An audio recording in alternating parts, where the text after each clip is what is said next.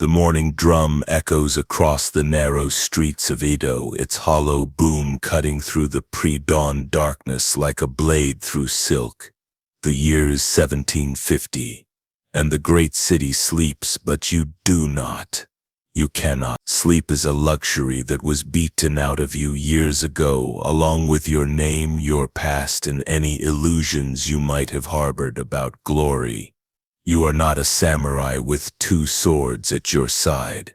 You are not a merchant counting coins by candlelight. You are not even a common artisan with calloused hands and honest pride. You are something else entirely, something lower, something that exists in the shadow between entertainment and sacred ritual, between veneration and disgust. You are a sumo tori, a wrestler, and in this world of rigid hierarchies and unforgiving traditions, you occupy one of the most brutal, most demanding, and most thankless positions imaginable. Before we descend into your world, and trust me, it is a descent, I want to know where you're watching this from. Are you in your warm bed, perhaps with the soft glow of a screen illuminating your comfortable room? Are you somewhere safe? Somewhere clean, somewhere you can pause this video and walk away whenever you choose? Tell me in the comments, where are you right now? And what time is it? Because understanding your comfort makes the contrast with our wrestlers' reality all the more stark. It's 3:30 in the morning when the wooden clappers start their relentless rhythm. Clack, clack, the sound that has governed your life for the past 8 years, ever since you were sold. Yes, sold to this stable by parents who could no longer afford to feed another mouth. You were 11 then, a child with dreams of perhaps becoming a carpenter like your grandfather, or maybe learning to read and write. Those dreams died on your first day here, crushed under the weight of tradition and the fists of your seniors. The stable master's voice cuts through the morning air like a rusty blade. Up, up, you worthless dogs. The earth waits for no one. You roll off your thin straw mat, feeling every joint protest, every muscle scream its familiar morning song of agony. Your back, permanently bent from years of bowing, creaks like old wood. Your knees, swollen from countless impacts with the hard-packed earth of the practice ring, threaten to buckle as you stand. You are 23 years old, and your body feels ancient. Around you 30 other men are stirring in the same miserable choreography. The stable, your prison, and your temple houses wrestlers from ages 15 to 40. Though few make it that far, most are broken long before their 4th decade. Their bodies too damaged to continue. Their spirits too crushed to fight. The hierarchy is absolute and merciless. As a Megashira, a middle-ranking wrestler, you exist in a peculiar purgatory, high enough to have younger men bow to you and serve your meals, low enough to be beaten senseless by anyone above you without recourse. It's a system designed to break you down and rebuild you in the image of what a sumo tori should be: subservient, resilient, and utterly disposable. The first light of dawn barely illuminates the washing area as you file out with your stablemates. The water is ice cold, drawn from a well that seems to reach down into the frozen heart of hell itself. But you don't hesitate. Hesitation brings the bamboo switch across your shoulders, and you've felt that sting enough for one lifetime. You pour the frigid water over your massive frame, all 320 pounds of muscle, fat, and accumulated scar tissue. The shock never lessens. Your breath catches, your heart hammers, but your face remains impassive. Showing weakness is forbidden, and in this place even shivering is weakness. As you scrub your skin raw with the coarse brush, you remember what your first stable master told you. A sumo tori's body belongs not to himself but to the gods, to the people, and to the tradition that came before him. Every morning as the icy water strips away yesterday's sweat and blood, you're reminded that nothing, not your comfort, not your dignity, not your dreams, belongs to you anymore. The other wrestlers around you perform the same ritual in complete silence. Speech is forbidden during morning purification. The only sounds are the splash of water, the scrape of brushes against skin, and the occasional sharp intake of breath when someone's wounds from yesterday's training encounter the salt in the water. Your hands move automatically across your body, cataloging the damage. Fresh bruises bloom purple and yellow across your ribs where Takeshi, a senior wrestler with hands like club, taught you a lesson in respect yesterday. The cut above your left eye has reopened again. It's been trying to heal for 3 weeks now, but daily practice keeps tearing it open. It will scar like everything else. After washing comes the most dreaded part of the morning, hair arrangement. You kneel on the cold wooden floor as one of the junior wrestlers, a boy barely 16 whose fingers shake with exhaustion, attempts to fashion your long greasy hair into the traditional top knot.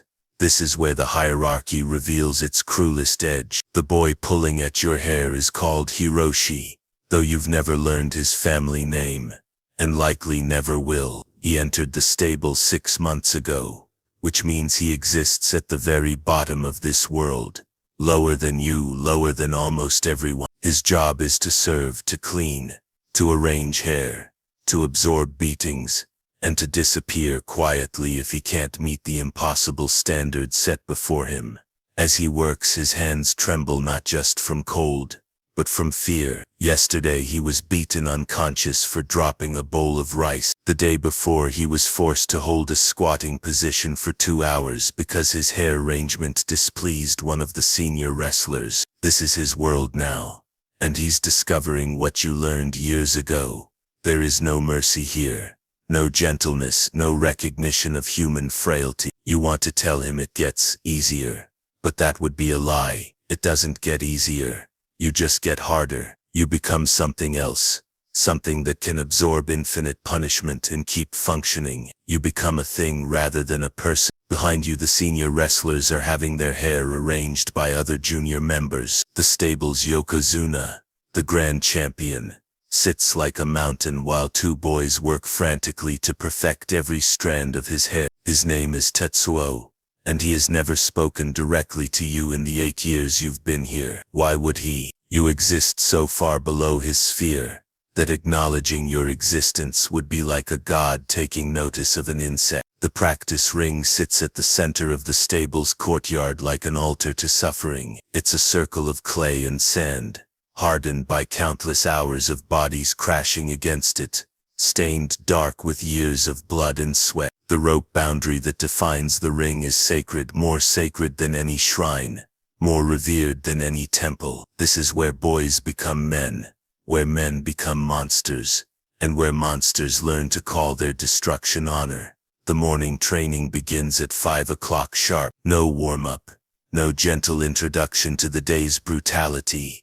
Just sudden, shocking violence, as 30 men pair off and begin trying to destroy each other in the name of improvement. Your training partner today is Kenji, a wrestler roughly your own rank who joined the stable 2 years before you. His face is a roadmap of past battles, nose broken and reset incorrectly, left ear cauliflowered into a grotesque flower of cartilage, scar tissue forming ridges across his cheeks and forehead. He looks at you with the same dead-eyed expression you see in your own reflection, the gaze of someone who has learned that survival requires the complete suppression of empathy. Begin. The stable master's voice cracks like a whip, and instantly Kenji is moving. The collision is immediate and thunderous. 320 pounds meets 340 pounds at full speed, and the impact reverberates through your bones like an earthquake. His hands find your belt, your mawashi,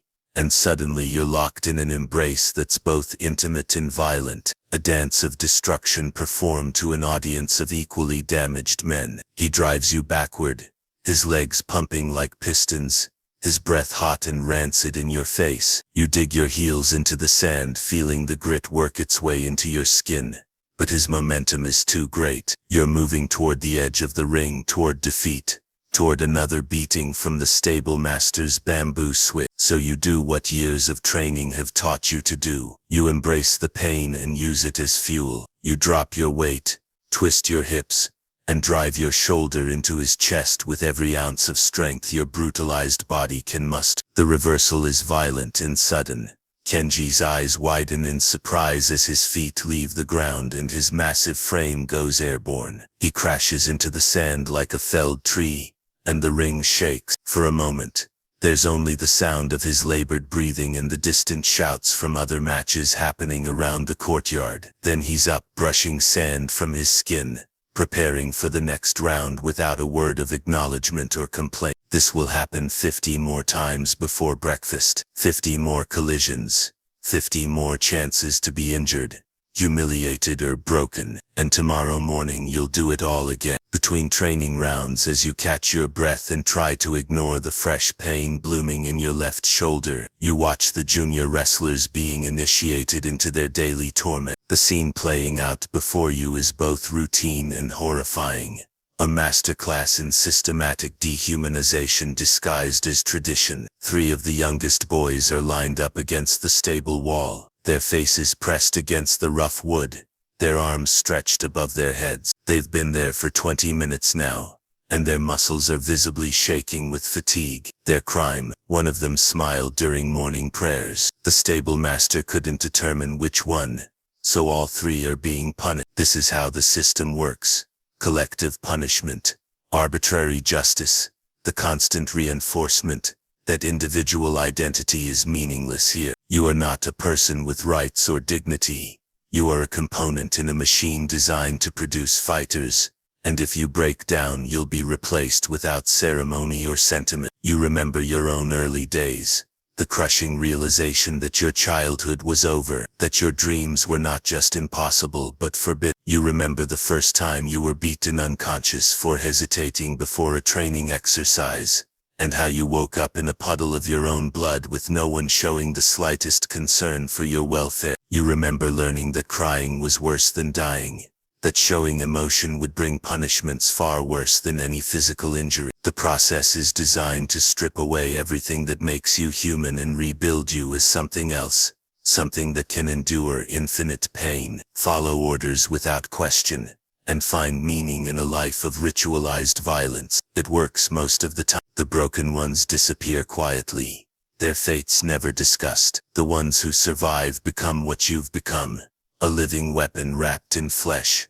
a performance artist whose medium is controlled brutality. After 3 hours of training, your body is a symphony of agony. Fresh bruises layer over old ones, creating a palette of purple, yellow, and green across your torso. Your right ankle throbs where Kenji's heel connected during a particularly vicious throw. Your lower back feels like it's been worked over with a club. But the training isn't finished. It's never finished. The stable master calls for spiritual exercises, and you know what's coming. An hour of meditation in the Seiza position, kneeling with your full weight resting on your legs, your hands perfectly positioned, your back rigidly straight. For most people, this position becomes unbearable after 10 minutes. For you, it's another form of torture disguised as enlightenment. As you settle into position, feeling your legs begin their familiar protest, you think about the weight of what you carry. You're not just a wrestler. You're a keeper of tradition that stretches back centuries. Every movement you make, every ritual you perform, connects you to an unbroken chain of men who have suffered as you suffer, who have sacrificed as you sacrifice. The tradition tells you that this suffering has meaning, that it's purifying, that it's connecting you to something greater than yourself. But sitting here, feeling your legs go numb and your back scream in protest, you wonder if the tradition is just a beautiful lie told to make unbearable circumstances seem noble. The boy next to you, Hiroshi, the one who arranged your hair this morning, is silently crying. Tears stream down his face as his untrained legs struggle with the position. He's trying to be quiet about it, knowing that being caught crying would bring another beating, but his shoulders shake with suppressed sob. You want to help him, to offer some word of comfort or encouragement, but you don't. Not because you don't feel compassion, though that's what you tell yourself, but because helping him would mean acknowledging your own suffering, and that's a door you closed years ago. Acknowledging the pain makes it real, and real pain is harder to bear than the abstract concept of necessary suffering. When meditation finally ends, the call for the midday meal brings a different kind of torment. In the stable's dining area, every aspect of eating is governed by rigid protocol. Your position at the table, the order in which you're served, the portion you receive, even the way you hold your chopsticks, everything reinforces the hierarchy that defines your existence. You sit in the middle section appropriate for your rank. The senior wrestlers occupy the head of the table, their meals served first, their portions largest. Behind you, the junior wrestlers wait in perfect silence for everyone above them to be fed. Some days, if the meal runs short, they don't eat at all. No one complains. Complaining is weakness, and weakness is punished. The meal itself is chanko nabi, the traditional stew that's been feeding wrestlers for generations. It's a mixture of whatever vegetables could be found cheaply at the market, mixed with bones and scraps of meat, cooked in a giant pot until everything becomes a gray, glutinous mass. It tastes like poverty and desperation, but it's fuel for the machine your body has become. You eat mechanically without pleasure or disgust. Your sense of taste was beaten out of you along with everything else that made you human. Food is just another form of training. You consume what's placed before you without question or preference, grateful for whatever keeps you functional for another day. As you eat, you watch the junior wrestlers serving the table. Their movements are precise, efficient, and visible. They anticipate needs before they're expressed, refill bowls before they're empty, clean up spills before they're noticed. They exist to serve, and they do it with a perfection born of terror. One of them, a boy you don't recognize, probably new, makes a mistake. He overfills a senior wrestler's bowl, causing broth to spill onto the table. The room goes silent. Every person stops eating, stops breathing, stops existing for a moment while they wait to see what will happen next. The senior wrestler, a man named Goman, whose cruelty is legendary even in this place, slowly stands up. The boy realizes his mistake and immediately drops to his knees, pressing his forehead to the floor in the deepest bow possible. It won't be enough. It's never enough. What happens next is swift and brutal.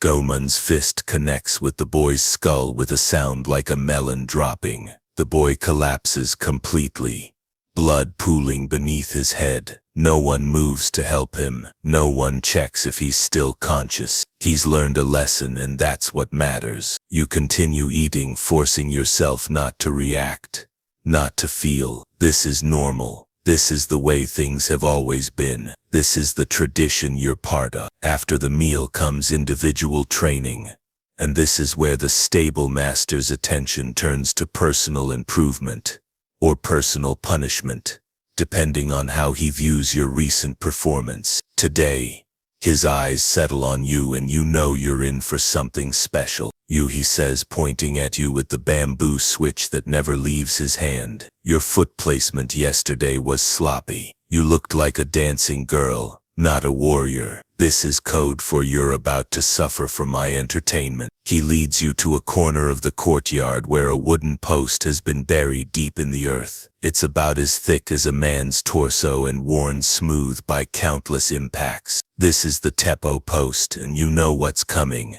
1,000 strikes, he says, count each one. If I hear you miscount, you start over.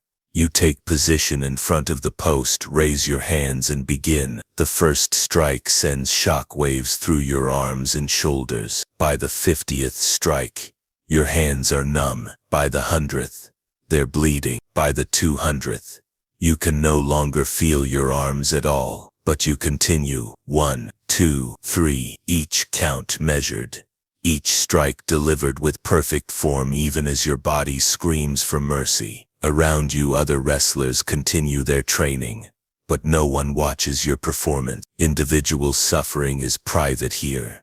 a personal conversation between you and your limitations. By the 500th strike, you're operating purely on instinct. Your conscious mind has retreated somewhere deep inside, leaving only the part of you that knows how to count and hit and endure. This is what the training is really about. Not building muscle or improving technique, but teaching you to function even when functioning seems impossible. 700, 800, 900. Your hands are destroyed.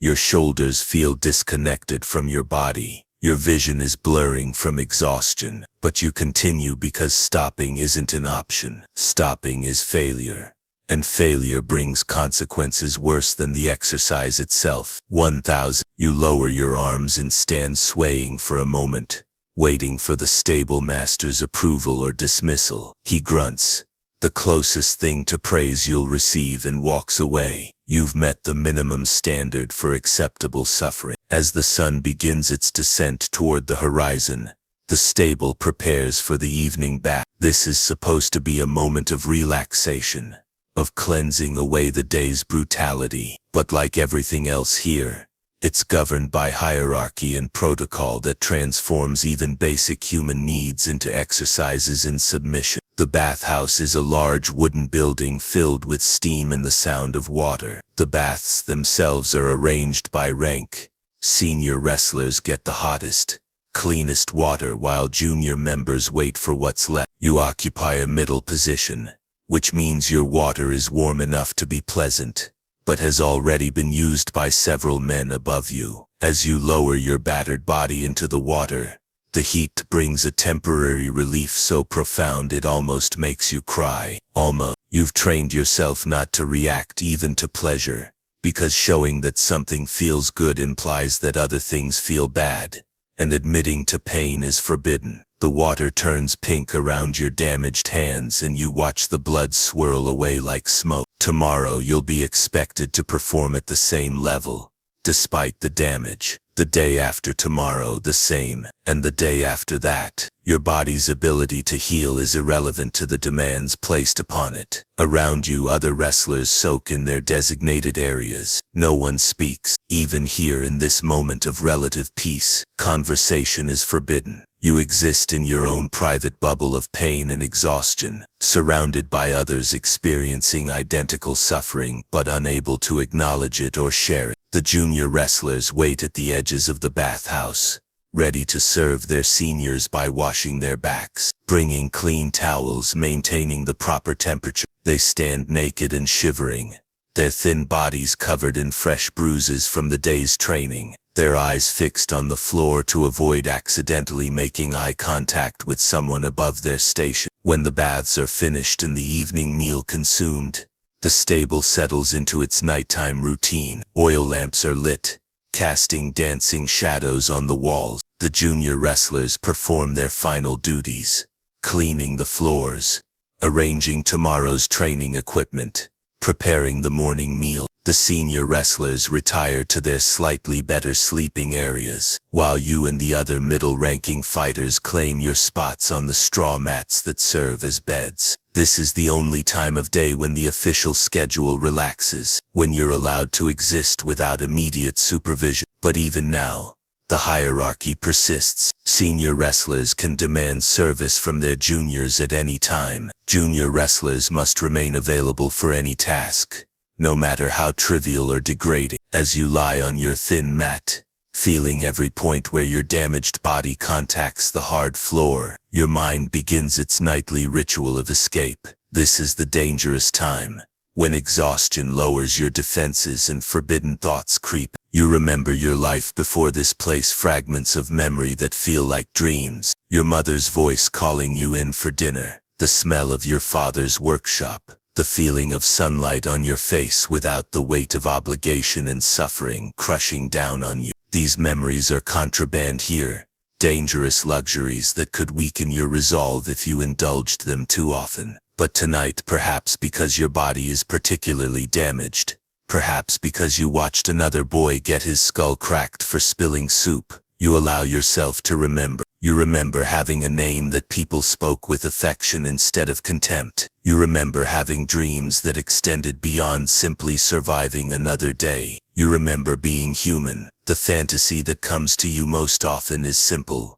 Walking away, just standing up, walking to the stable's gate, and continuing down the road until this place is behind you forever. In your imagination you return to your village. Find work as a laborer. Maybe marry a kind woman who doesn't know what you've become. The dream is so vivid you can almost taste the freedom. But then reality reasserts itself. You have no money, no skills outside of ritualized violence, no connections beyond this brutal world. More importantly, you have no identity beyond that of Sumo Tori. The person you were before this place is dead. And what remains is a specialized tool designed for a very specific purpose. Even if you could leave, which is impossible, where would you go? What would you do? How do you explain to normal people what you've become? How do you build relationships when you've been trained to see every interaction as an opportunity for domination or submission? 3 times a year, the stable's careful preparation culminates in public tournaments, grand spectacles where the city's residents come to witness the fruits of your suffering. These events transform your private torment into public entertainment, your pain into profit, your degradation into art. The tournament day begins before dawn, with preparations more elaborate than any daily routine. Your body is oiled until it gleams, your hair arranged with religious precision, your ceremonial apron, the kasho moashi, fitted with care. You become a performer, a character in an ancient drama that the audience believes they understand, but they see only the surface, the ritual purity, the controlled violence, the winner and loser clearly defined. They don't see the years of systematic brutalization that created the men they're cheering for. They don't see the hierarchy that ensures most wrestlers remain poor and broken, while a few achieve fame. They don't see the boys whose dreams were murdered to create this entertainment. As you wait for your match, you observe the crowd, merchants and their families, enjoying a day's diversion, artisans taking a break from their workshops, even some samurai, drawn by the spectacle of controlled violence that mirrors their own warrior culture.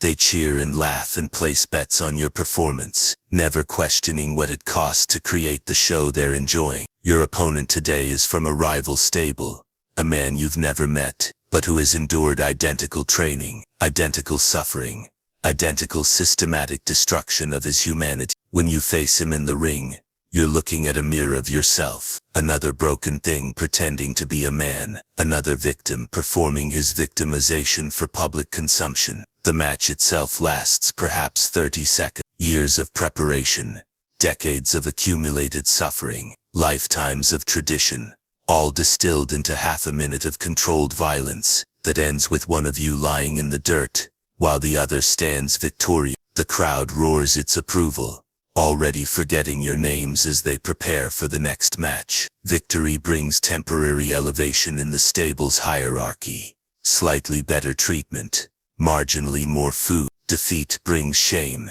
additional training, and the knowledge that you failed to justify the investment in your suffering. Either way, tomorrow you'll return to the same routine, the same brutality, the same gradual erosion of whatever humanity you have left. You are now 31 years old, ancient by the standards of your profession. Your body, once a marvel of engineered brutality, is beginning its inevitable rebellion against the life you've forced it to live. Your knees, destroyed by countless impacts, refuse to support your weight without constant pain. Your back, curved from years of bowing and twisted by thousands of throws, sends lightning bolts of agony up your spine with every movement. Your hands, broken and rebroken so many times they resemble twisted roots more than human appendages, can barely grip your opponent's belt. The stable master watches your declining performance with the same cold calculation he applies to everything else. You are livestock to him,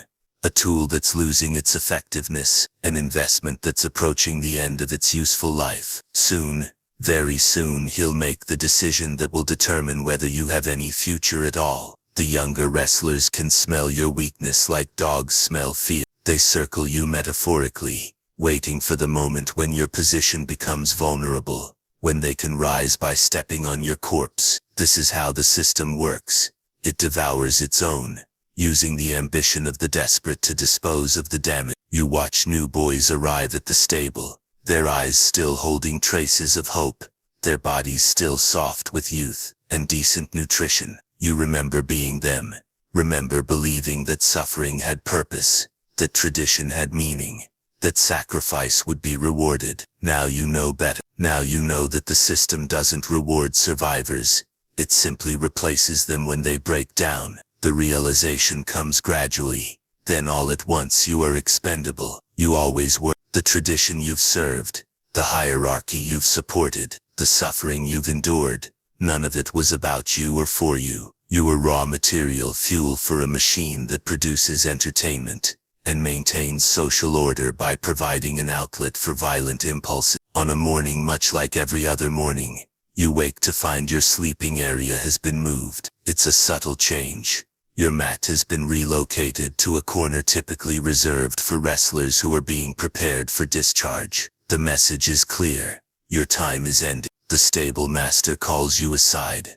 After morning training, his words are efficient, businesslike, stripped of any pretense of humanity. Your performance has declined. The stable can no longer justify maintaining you. You have 1 week to make arrangements. Arrangements, as if you have options, as if 20 years of systematic brutalization has left you equipped for any life outside these walls, as if the world has a place for broken men whose only skills involve ritualized violence and absolute submission to authority. You nod your understanding, bow properly and return to the daily routine as if nothing has changed. But everything has changed. You're walking dead now, a ghost haunting the edges of the only world you know, counting down the days until you'll be expelled into a society that has no use for what you've become. The other wrestlers avoid you now. Your approaching exile is contagious, reminding them of their own inevitable fate, their own expendability in the machine they serve. You eat alone, train alone, exist alone in a community where isolation is the cruelest punishment imaginable. At night, lying on your mat for perhaps the last time, you take inventory of what you've gained and lost. You've gained incredible physical strength, the ability to endure infinite pain, perfect submission to authority, and complete suppression of individual desire. You've lost your name, your dreams, your capacity for normal human relationships, your ability to imagine a life beyond suffering and any hope of happiness or peace. The mathematics are clear. The cost was everything, and the return was nothing you would choose for yourself. Your discharge comes on a Tuesday morning, unremarkable in every way except that it marks the end of everything you've known for 2 decades. The stable master hands you a small bag containing your few personal possessions and a handful of coins, severance pay that might support you for a month if you're careful. No ceremony, no acknowledgement of service, no recognition of sacrifice. You simply walk through the gate that has contained your entire adult life and find yourself on a street in Edo with nowhere to go and no idea how to be human.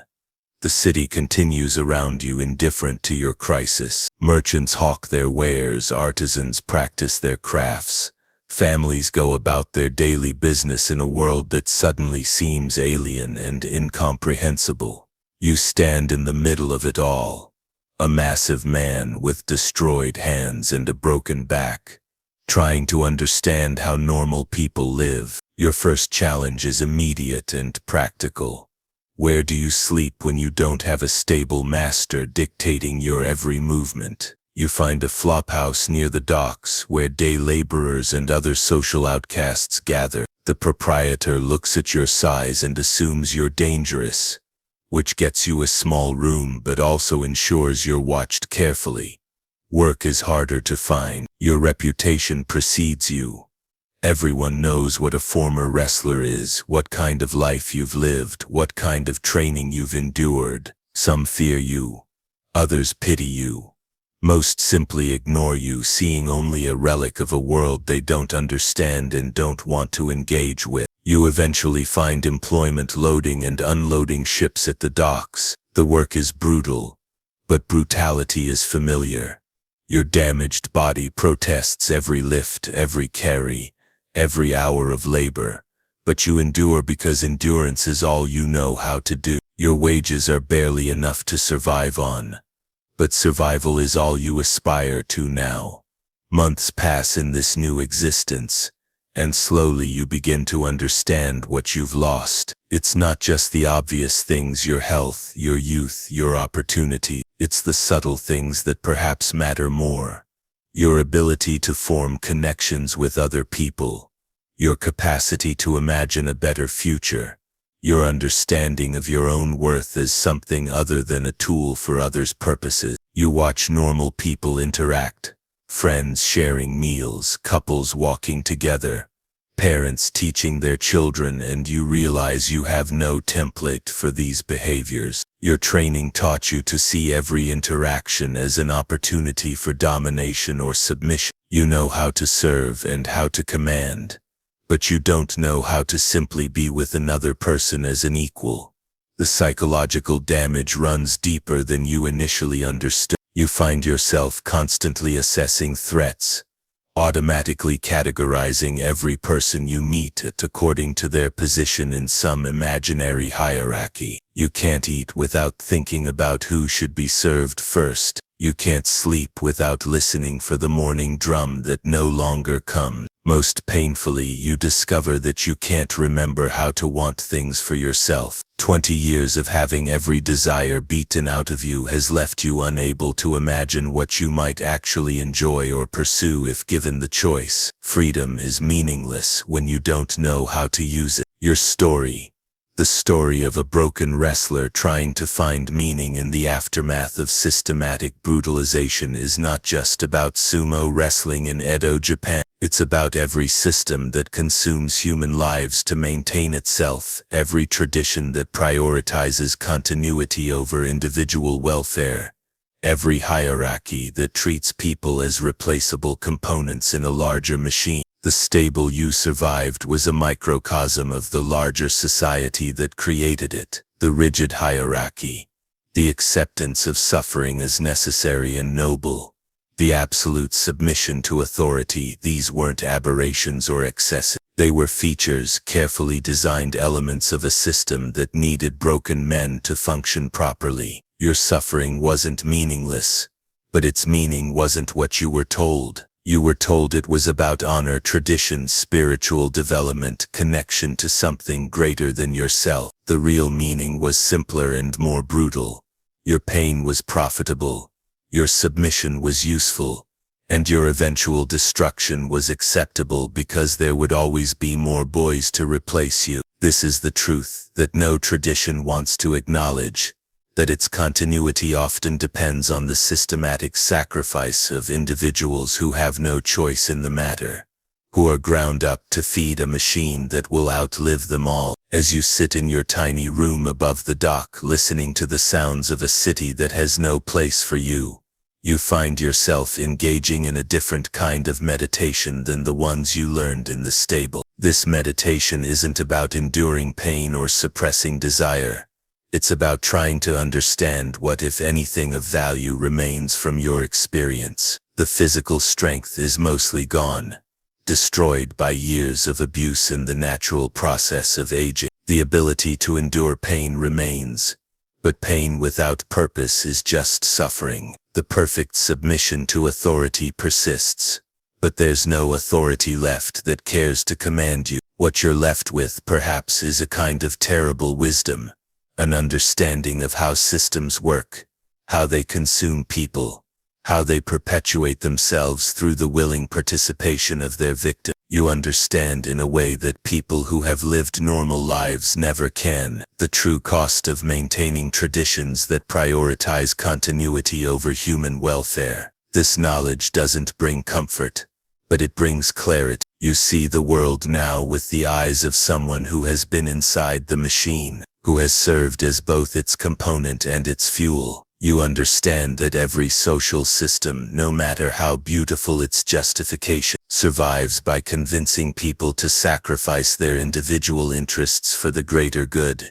and that the greater good is often indistinguishable from the interests of those who benefit from maintaining the status quo. If your story has a lesson, it's not the one you were taught in the stable. It's not about the nobility of suffering or the importance of tradition or the value of absolute dedication. Those are the lies systems tell to make their victims complicit in their own destruction. The real lesson is about recognition. The importance of seeing clearly what price is being paid for the maintenance of any given tradition, and who is being asked to pay it. Your 20 years of brutalization weren't an unfortunate side effect of preserving ancient customs. They were the main product. The system was working exactly as designed when it broke you. This doesn't mean that all tradition is evil or that all hierarchy is wrong. It means that the true cost of maintaining any system should be acknowledged honestly, and that those who pay the price should have some say in whether that price is worth paying. Your story is a reminder that behind every beautiful tradition, every noble hierarchy, every sacred ritual, there are often people like you, individuals whose dreams were sacrificed, whose bodies were broken, whose humanity was systematically stripped away to maintain something that claimed to be more important than their individual welfare. As we leave you there sitting in your small room with your damaged hands and your accumulated wisdom, the stable that shaped you continues its work. New boys arrive, their eyes bright with hope or dark with desperation, ready to be transformed by the same process that transformed you. The machine grinds on, indifferent to individual suffering, focused only on its own perpetuation. The tragedy is not just what happened to you, but what's happening right now to the boys who replaced you. The system learned nothing from your suffering because it wasn't designed to learn. It was designed to continue. Your pain taught it nothing because your pain was never a problem to be solved, only a cost to be managed. But perhaps your story can teach us something the system couldn't learn. Perhaps it can remind us to look carefully at the traditions we maintain, the hierarchies we support, the systems we participate in. Perhaps it can help us ask better questions. Who pays the real cost for the things we value? What are we asking people to sacrifice for the maintenance of our customs? Is the price being paid worth the thing being preserved? These are not easy questions, and the answers are not simple, but they are the questions your story demands we ask. And asking them is perhaps the only way to honor the sacrifice you were never given the choice to refuse. The brutal reality of the Edo period Sumo Tori reveals uncomfortable truths about how societies maintain themselves through the systematic consumption of individual lives. His story isn't just about wrestling. It's about every system that asks people to sacrifice their humanity for the preservation of tradition. If this exploration of forgotten history resonated with you, I'd appreciate it if you could hit the like button, and let me know in the comments what other overlooked perspectives from history you'd like me to explore. Are you interested in the lives of medieval executioners, the daily reality of plague doctors, the experiences of female samurai? Your suggestions help shape these deep dives into the shadows of the past. Consider subscribing if you enjoy these atmospheric journeys through history's forgotten corner. I release new content every Tuesday, always focusing on the human stories that textbooks tend to overlook. For those seeking an even deeper experience, I want to mention that many of you have told me these videos help you relax and fall asleep. If you're listening to this late at night, you might appreciate a white noise machine to extend that peaceful atmosphere. I've linked to a particularly good one in the description.